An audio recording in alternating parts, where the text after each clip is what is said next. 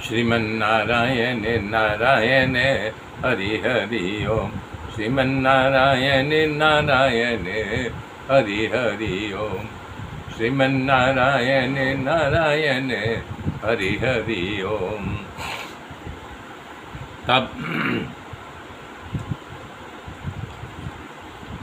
इसके बाद जो है भगवान द्रौपदी रो रही थी, वो बताई कि अश्वत्थामा सर काट के ले गया है। तब भगवान ने कहा कि जल्दी करो, दौड़ो, पकड़ो।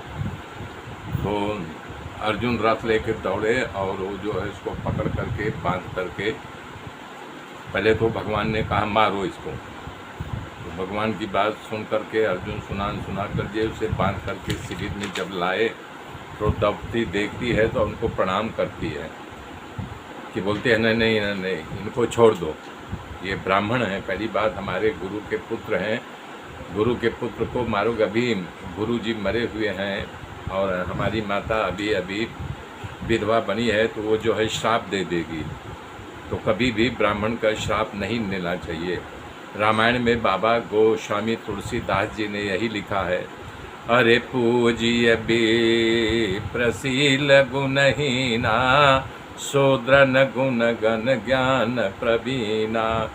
सोच चाहे जितना ज्ञानवान हो उसकी पूजा नहीं होती है, और ब्राह्मण चाहे जैसा उसकी पूजा होती है। एक पुण्य जग महु नहीं दूजा, मन कम बचन विप्रपद पूजा।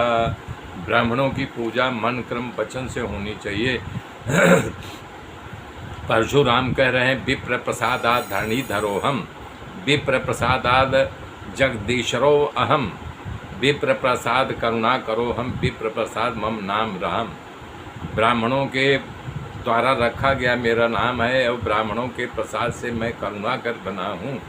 विप्र प्रसाद जगदीश्वरम, विप्र के प्रसाद से ही मैं जगदीश्वर बना हूँ।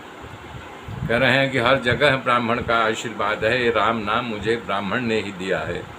शास्त्रों ने ब्राह्मण को खूब यानी कि मर्यादा दिया है। द्रौपदी ने देखा अश्वत्थामा बांध कर लाए गए हैं तो अर्जुन से कहा, हे नाथ इनको छोड़ दो। क्यों? द्रौपदी दो बार बोला छोड़ दो, ब्राह्मण और मेरे गुरु पुत्र हैं, इनके सामने द्रोण ही खड़ी है। अभी हमारी गुरु माता गौतमी विधवा हुई हैं, तो जब श्राप देंगी तो ये हमारे कुल खानदान का नाश हो जाएगा। इस प्रकार से उनको छुड़वाती है। तो यानी कि भीम ने कहा कि तुम लोग छोड़ दो इसे, मैं 2 गदा में इसे समाप्त कर देता हूँ। युधिष्ठिर देखते रह गए। तब यानी बोले, आखिर भगवान मैं क्या करूँ, आप ही बताइए।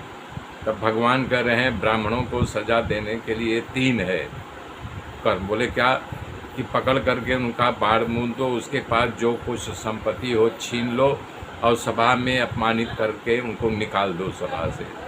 तो अर्जुन जो है उनका बाढ़ मूड़ दिए और द्रव्य उनके पास जो मड़ी थी मस्तक में वो छीन लिया और अपमानित करके भाग जाओ, इधर से भाग जाओ, दुर्वचनों के साथ उनको वहाँ से भगा दिया।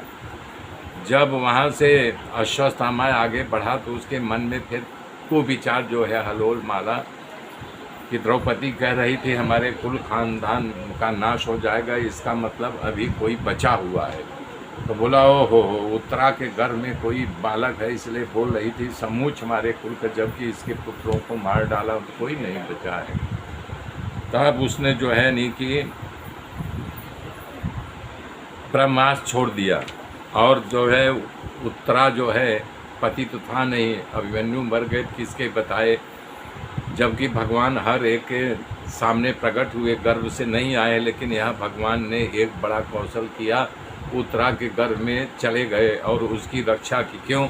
उत्तरा ने जिस श्लोक से प्रार्थना किया भगवान द्रवित हो गए। उत्तरा कह रही है पाहि पाहि महायोगिन देव देव जगत पते नानं तदभयं पश्ये मृत्यु यस्य परस्परम् अभिद्रवति मामीशं सरस्तायसो विभो कामं दहतु मां नाथं माम गर्भो निपत्यता।